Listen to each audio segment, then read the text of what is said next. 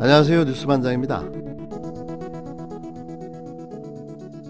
추미애 전 법무부 장관은 5일 고 노무현 전 대통령 묘역이 있는 경남 김해 봉하마을을 방문한 뒤 촛불 국민의 힘으로 마침내 이뤄낸 공수처 출범과 검경 수사권 조정이 시행되는 이제야 대통령께 제대로 인사를 드릴 수 있게 됐다고 밝혔습니다. 추 전 장관은 이날 오후 페이스북에 노 전 대통령 묘역을 방문한 자신의 사진을 게시하며 이같이 전했는데요. 그는 봉하마을을 다녀왔다며 열심히 공을 들였지만 검찰의 집요한 로비로 국회에서 막혀버린 공수처 설치와 검경 수사권 조정을 한탄하신 노무현 대통령을 떠올렸다는 글을 자신의 페이스북에 올렸습니다. 이어 그러나 아직 미완의 개혁이기에 멈추지 않고 지치지 않고 더 나가겠다는 다짐도 드렸다며 정의로운 세상을 향한 대통령의 꿈과 도전, 어느 한순간도 우리는 잊지 않을 것이라고 강조했는데요.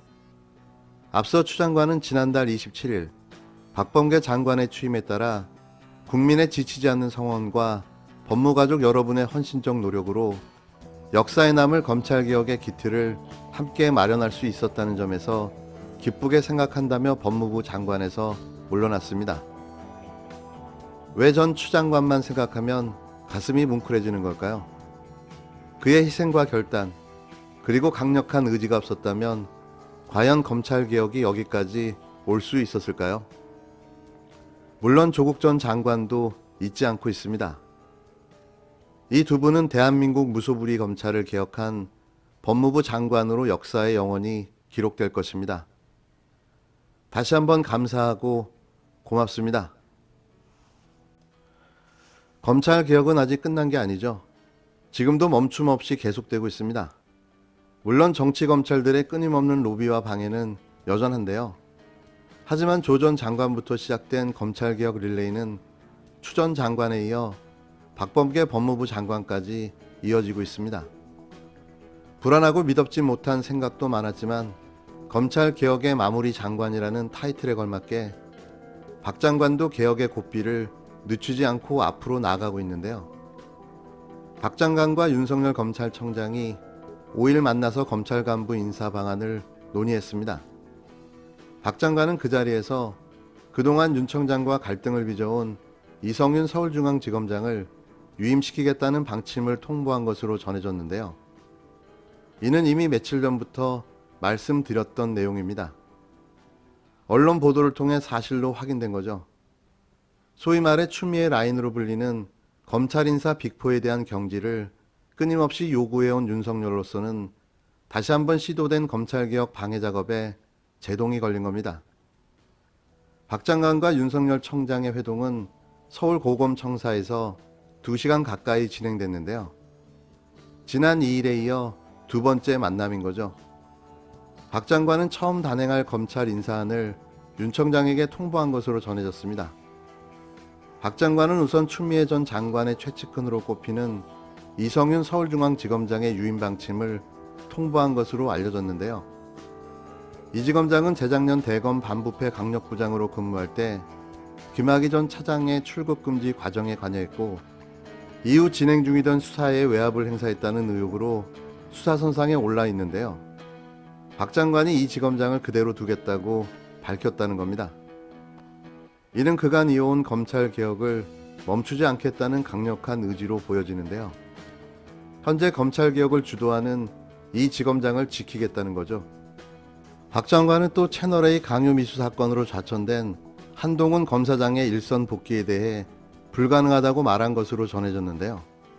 자신의 핸드폰 비밀번호를 제공하지 않고 수사를 끝까지 방해해 무혐의 처분을 눈앞에 둔 법꾸라지이자 윤 청장의 최측근의 복귀 요구는 검찰개혁을 하지 않겠다는 윤 청장의 의중을 보여주고 있는 거죠.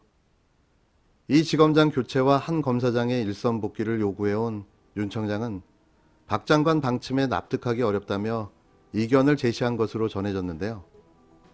윤 청장과의 소통을 강조하던 박 장관이 이런 인사안을 꺼내든 건 너무 당연합니다. 있을 수 없는 요구를 하고 있는 거죠. 더 이상 친분 관계로 유지될 그런 사이가 아니지 않습니까? 끝까지 지켜봐야 하겠지만 지금까지는 박 장관도 잘해 나가고 있는 것으로 판단됩니다. 이번 검찰 인사는 이르면 다음 주 초 발표될 예정인데요. 끝까지 같이 지켜봐 주셨으면 합니다. 나경영이라고 들어보셨나요? 이 말은 나경원과 허경영의 합성어로 연일 현실 불가능한 공약만을 미친 듯이 쏟아내고 있는 나경원을 조롱하는 허경영 총재와 국힘당 나경원 전 의원의 이름의 합성어입니다. 나경영. 이쯤 되면 이건 그냥 우선 되고 보자 뭐 이런 거죠. 전혀 현실성 없는 공약을 남발하며 서울 시민들을 황당하게 만들고 있는 나경원 후보의 광폭 행보에 비난이 빗발치고 있습니다. 국힘당 4.7 서울시장 보궐선거 경선 후보로 확정된 나경원 예비후보는 부동산 공약을 발표하며 정책 행보에 집중하고 있는데요.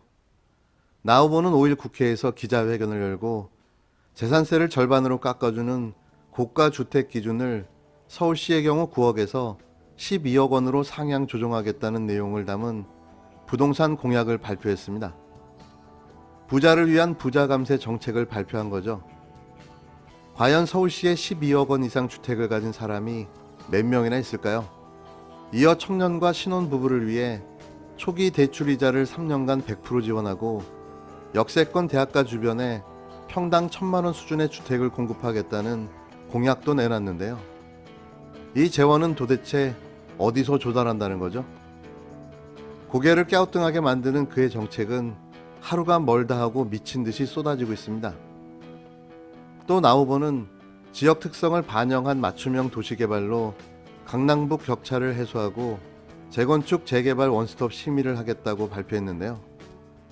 주택 공급 목표는 연간 7만 호, 10년간 70만 호로 민간 40만 호, 공공임대 20만 호, 청년 신혼부부 10만 호를 내세웠습니다.